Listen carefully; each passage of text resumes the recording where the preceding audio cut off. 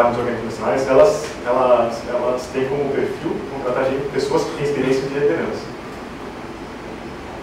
Então, essas escolas, elas buscam pessoas que tenham uma relação com o seu currículo de atividades de liderança. Pode ser envolvimento com organizações não governamentais, pode ser atividades que você desenvolve na Poli, qualquer iniciativa que te mostre que você tem interesse em desenvolver algum lado social ou que mostre que você tem iniciativa para fazer algo que qual você acredita. Bom, as mesmas coisas, de certa forma, que eu fazia na Poli, eu fiz em Colômbia. A diferença é que em Colômbia houve reconhecimento formal, recebi uma premiação de liderança no final da minha graduação e essa diferenciação ela é refletida no seu currículo. Então, você recebe, na cerimônia de formatura, você ocupa um espaço que te põe em destaque em relação aos outros, basicamente porque você mostrou a sua habilidade e porque você se interessou em contribuir com a sua comunidade. O que isso? Bom, o Socrates está perguntando o que eu fiz lá, diferente. Bom, para vocês talvez não seja nada diferente, porque são coisas que a gente pode organizar aqui, por exemplo. Eu ajudei a fundar um grupo de estudos em política tecnológica. Por acaso, formado principalmente por engenheiros, que tinham interesse em desenvolver em políticas públicas relacionadas à ciência e tecnologia. E não por acaso, ou por acaso talvez, metade desse grupo acabou indo para o Banco Mundial trabalhar com ciência, com política tecnológica. Então, você vê, é algo que a gente desenvolveu por interesse acadêmico, profissional, né?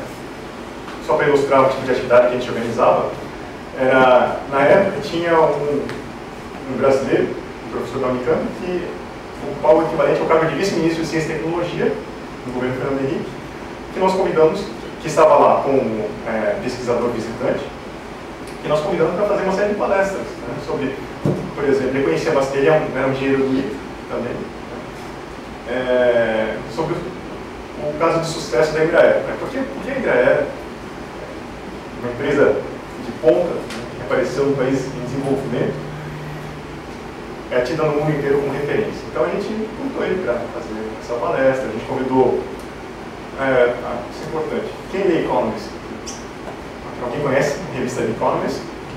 Então, anota aí, para quem tem interesse em saber como o mundo funciona, The Economist é a melhor referência e é a revista que todo mundo lê e leva a sério. Então, você pode pensar, no mundo, Newsweek, Time, não, The Economist. E a gente convidou, por exemplo, um editor de ciência e tecnologia, da Economist, que estava lançando um livro, que eu conheci por acaso numa conferência, e fui lá e falei, olha, eu me apresentei e falei, olha, você poderia falar aqui. Então, são iniciativas que parecem ser pequenas, né, mas que agregam, contribuem com a sua comunidade, mas também te dão não só a segurança para falar com essas pessoas, mas também te ajudam a formar uma rede de contatos. E isso vai no meu segundo ponto.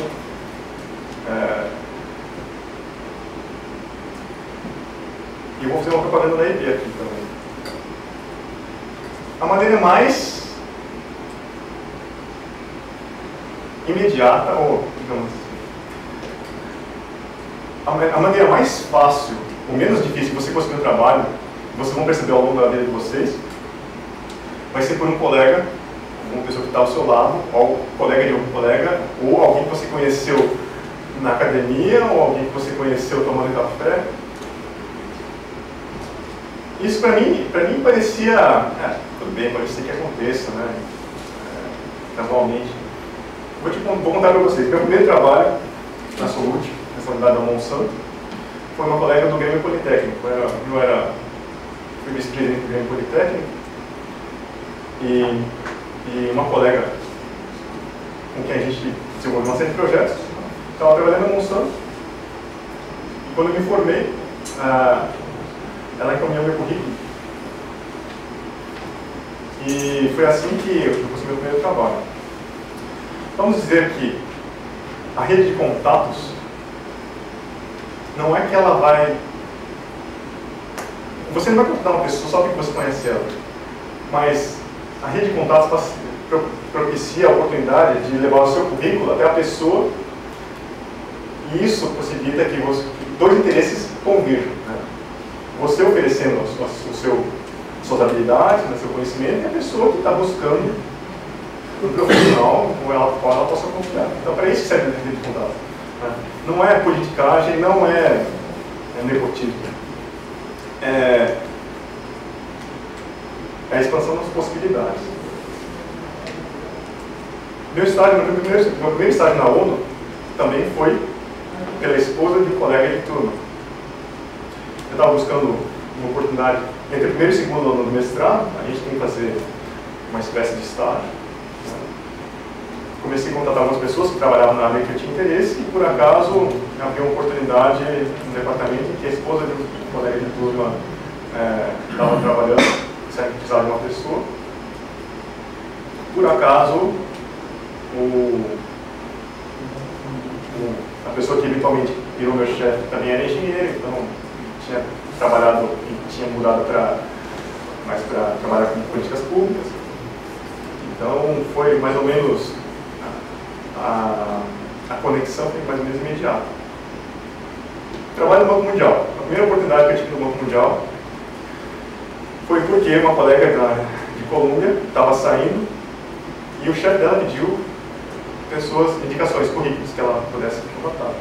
Nessa época, eu estava na Alemanha, eu ia concluir um programa de pesquisa, numa bolsa lá, e estava pronto para começar meu doutorado. E ela perguntou se eu tinha interesse em participar do processo de seleção. Bom, eu disse que sim, que ela tem a oportunidade, valeria a pena aproveitar por um ano, talvez. E o que aconteceu é que ela passou o meu currículo para o chefe dela, fizemos uma entrevista por telefone, e em um mês tive que mudar todos os meus planos, mudar da Alemanha para os Estados Unidos. Né? E o plano de doutorado, que havia a ideia era posterior por um ano, acabou sendo adiado ad eterno, agora foi efetivado no Banco Mundial. Então, essa ideia, a ideia aqui é ilustrar 3 casos em que o networking espontâneo fizeram a diferença na minha carreira. Com certeza vai fazer na carreira de vocês. E é algo que vocês vão aprender a desenvolver. O networking você desenvolve de maneiras formais, seja no seu ambiente de trabalho, seja em eventos que envolvem a sua profissão, mas também de maneira informal. Nos 3 casos que eu citei para vocês, o networking foi de maneira informal. Da mesma forma,